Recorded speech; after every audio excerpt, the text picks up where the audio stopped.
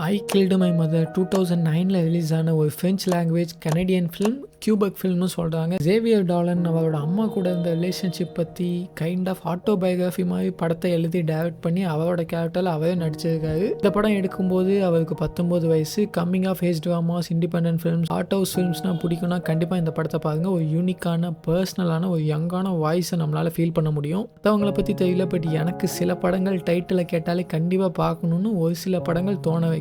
Obviously title ஒரு மெட்டஃபரிக்கலான title தான். ஐ கில்டு மை மதரோட போஸ்டர்ஸ், டைட்டில், த ரியல் ஸ்டோரிங்க, ஒரு எக்ஸைட்மெண்ட் எல்லாமே படத்தோட மூட் அண்ட் பேஸை ஈஸியாக பார்க்கறதுக்கு முன்னாடியே செட் பண்ணிடுது. இந்த படம் எனக்கு தெரிய வந்ததுக்கு ஆர்ட்ஃபீல்டு ஹார்ட் சேனலுக்கு ஒரு தேங்க்ஸ் சொல்லிக்கிறேன். இது ஒரு மதர் சென்டிமெண்ட் ஸ்டோரின்னு நினைக்க வேணாம். ரொம்ப ரொம்ப ரியலிஸ்டிக்கான அந்த ஒரு டீனேஜ் வயசில் நம்ம அம்மா கூட நமக்கு வர ஒரு டிஸ்கனெக்ஷன் பற்றி ரொம்ப ரியலிஸ்டிக்காக பியூட்டிஃபுல்லாக சொல்லியிருக்க படம். எந்த அளவுக்கு ரியலிஸ்டிக்னா படத்தோட ஃபர்ஸ்ட் சீனே ஹியூபர்ட் த ப்ரொட்டகனிஸ்ட் கேரக்டர் எந்த அளவுக்கு அவங்க அம்மாவை வெறுக்கிறாங்கிறத ஒரே சீனில் செம்மையாக காட்டியிருந்தாங்க. சாப்பிட்டுட்டு இருப்பாங்க, அவங்க சாப்பிட்றத பார்த்து அவன் எவ்வளோ டிஸ்கஸ்டிங்காக ஃபீல் பண்ணுறான்னு சூப்பராக அந்த சீனை எடுத்திருந்தாங்க. ஃபர்ஸ்ட் சீன்லேயே மோஸ்ட்லி எல்லா பாய்ஸும் கனெக்ட் ஆகிடுவாங்கன்னு நினைக்கிறேன். ஏன்னா பசங்க சின்ன வயசில் அம்மா கூட எவ்வளோ க்ளோஸாக இருக்காங்களோ டீனேஜ் பீரியடில் அவ்வளோ ஒதுங்கி இருப்பாங்க, வெறுப்பாங்கன்னு கூட சொல்லலாம். அம்மாவுக்கு வயசாகும், லுக்ஸை பற்றி கவலைப்பட மாட்டாங்க, எப்படி சாப்பிடும், எவ்வளோ சாப்பிடும்னு யோசிக்க மாட்டாங்க. அவங்க பேசுறது, சிரிக்கிறது எல்லாமே ஒரு டிஸ்கஸ்டிங்காக தான் இருக்கும். அவங்கள நம்ம ஹக் பண்ண மாட்டோம், கிஸ் பண்ண மாட்டோம். இது எல்லாமே அந்த ஒரு டீனேஜ், ஒரு 16 ஏஜ் அந்த டைமில் தான் நடக்கும். இது எதையுமே நான் தப்புன்னு சொல்ல மாட்டேன். பிகாஸ் மோஸ்ட்லி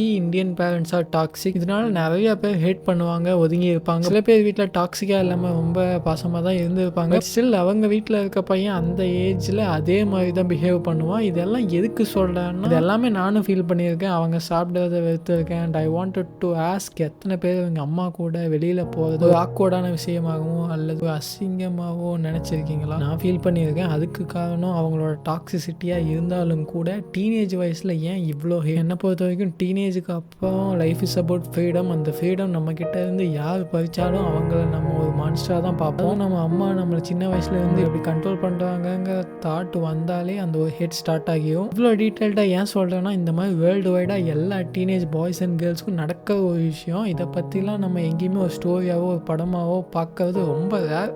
அதுவும் தமிழ் சினிமாவில் இப்போதைக்கு வாய்ப்பு இல்லை. இந்த மாதிரி கதைகள் எல்லாம் மிஸ் பண்ண வேணாங்கிறதுக்காக தான் இவ்வளோ பேசிகிட்டு இருக்கேன். என்னை பொறுத்த வரைக்கும் இது ரொம்ப ரேரான படம், ரேரான ஸ்டோரி. படம் 1 hour 40 minutes தான். பட் ஸ்டில் படத்தோட பேசிங் ரொம்ப ஸ்லோவாக இருக்கும். பட் படத்துக்கு ரொம்ப ஆப்டாக கரெக்டாக இருந்தது. இந்த மாதிரி படத்துக்குள்ளே போகிறவங்க பேச ஈஸியாக அண்டர்ஸ்டாண்ட் பண்ணிக்குவாங்க. பட் இருந்தாலுமே சொல்லிடுறேன், இந்த படம் உங்கள் அம்மா கூட இருக்க டிஸ்கனெக்ஷன் ஒரு ஹேட்டை ரிப்பேர் பண்ணும், வயசான காலத்தில் அவங்கள விட்டு போகக்கூடாதுன்னு யோசிக்க வைக்கணும்லாம் நினைக்க வேண்டாம். அந்த மாதிரி இத்து போன இந்தியன் ஃபேமிலி பாலிட்டிக்ஸ்லாம் அதில் இருக்காது. இந்த படம் இந்த ஹேட்டை கரெக்டாக தப்பான்னு யோசிக்க வைக்கும். அவங்க நல்லவங்க தான், பட் இருந்தாலும் நீங்கள் ஹேட் பண்ணுறீங்கன்னா இந்த படம் ஏன் அப்படி இருக்கீங்கன்னு யோசிக்க வைக்கும். மேபி உங்களை பேசக்கூட வைக்கலாம். பட் எந்த படமும் நம்மளை மாற்றும்னு நினச்சி நம்ம பார்க்கறது இல்லை. படத்தில் அம்மா கேரக்டர் ப்ளே பண்ண ஆனி டார்வல் சூப்பராக பண்ணியிருந்தாங்க. எனக்கு எப்போவுமே I feel middle aged women's are better performance. Obviously அவங்க மோர் எக்ஸ்பீரியன்ஸ்ட், பட் இருந்தாலும் ரொம்ப சூப்பராக பண்ணியிருந்தாங்க. பட் அவங்கள யாருமே அவ்வளவா யூட்டிலைஸ் பண்ணிக்கிறது இல்லைன்னு நினைக்கிறேன், முக்கியமாக இந்தியன் சினிமாவில். ஜேவியர் டாலன்லாம் நீ எல்லாம் மனுஷன் தானேன்னு கேட்குற அளவுக்கு ரைட்டிங்கு, டைரக்ஷனு, ஆக்டிங்னு சொல்லி தரமான படமாக பண்ணியிருக்காரு. அது போக அவர் ஒன் ஆஃப் த ப்ரொடியூசர்.